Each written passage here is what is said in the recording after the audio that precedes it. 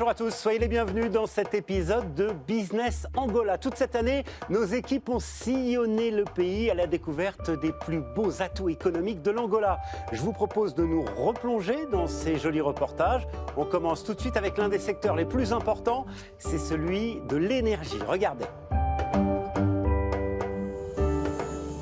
L'Angola est depuis longtemps un acteur mondial dans le domaine de l'énergie avec son pétrole et son gaz. Les politiques favorables aux entreprises ont contribué à attirer de nouveaux investissements de géants comme Total Energy et ExxonMobil. Ça fait partie de nos plus grosses filiales puisqu'on a effectivement 6 installations, 6 plateformes pétrolières, 6 gros bateaux qui produisent par des profondeurs d'entre 1500 et 2000 mètres d'eau. Ce qui peut aider l'Angola à rester sur la bonne voie pour devenir le premier producteur de pétrole d'Afrique australe, comme le prévoit l'Agence internationale de l'énergie. Nous avons dans le pays la plus grande plateforme en eau profonde du groupe. Nous avons bénéficié d'une excellente collaboration et nous avons été en mesure de concrétiser des opportunités importantes. L'Angola mise aussi sur les énergies vertes dans le cadre de ses efforts pour diversifier son économie. La vision de Somoil est de devenir la première société énergétique intégrée, en Angola, mais aussi en Afrique. Les énergies renouvelables joueront un rôle très important pour nous. La première, c'est le solaire.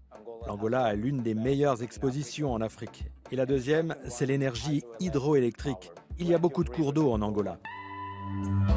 Les cours d'eau représentent aussi un atout pour l'agriculture et le tourisme en Angola. Nous visitons le vignoble Vallée do Beru, le long du fleuve Beru. Situé dans la riche province agricole de Namibe, il produit environ 80 000 bouteilles par an.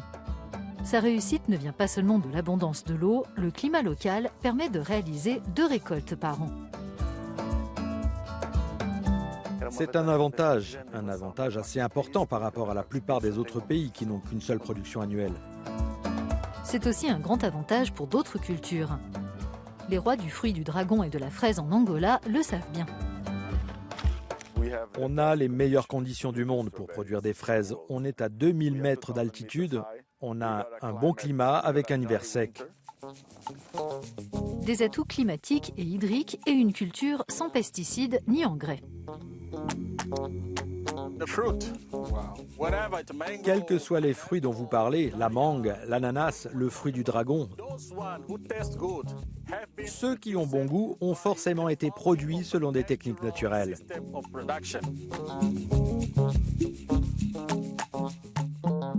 Autrefois producteur mondial de café, l'Angola fait un retour en force, comme ici à la Fazenda Visolela, dans la province du Kwanza Sud. Le projet de Visolela s'étend sur 1000 hectares. Les parcelles sont toutes axées sur les cafés de spécialité. Il y aura donc 100 hectares de chaque variété de café arabica et 80% de ces cafés seront exportés. Les petits producteurs sont aussi de la partie, comme à Café Kazengo dans la province du Kwanza Nord. Nous avons signé des contrats avec environ 500 producteurs de café. Donc chaque année, c'est de là que nous tirons notre matière première. L'Angola se tourne également vers l'étranger pour développer une forme de tourisme de diaspora. Il s'adresse aux descendants des Angolais que les colons portugais ont vendus comme esclaves dans le monde entier pendant des siècles. Au lieu de cette histoire, le corridor du fleuve Kwanza par lequel transitait cette main-d'œuvre forcée. C'est un itinéraire qui débute au pied des spectaculaires chutes de Calandula dans l'est de l'Angola et finit sur la côte atlantique.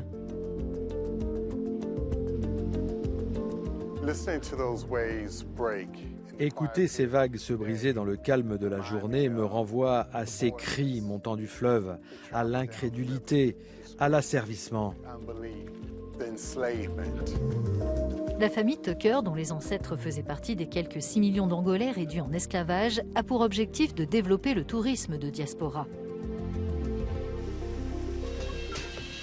Le batteur de jazz américain Gregory Hutchinson a lui effectué plusieurs voyages ici pour des concerts et des visites mémorielles, notamment au musée de l'esclavage de Luanda. Je trouve ça incroyable d'être ici et de pouvoir éclairer son esprit. Ça nous réveille et nous fait voir qu'il y a encore beaucoup à apprendre. Donc c'est le début d'un parcours pour moi. De belles histoires, un pays magnifique, un potentiel économique dans l'énergie, l'agriculture, le tourisme et bien plus encore. Voilà pour cet épisode de Business Angola. Tous nos autres reportages à découvrir ou à revoir sur euronews.com. Merci d'avoir été avec nous et à très bientôt.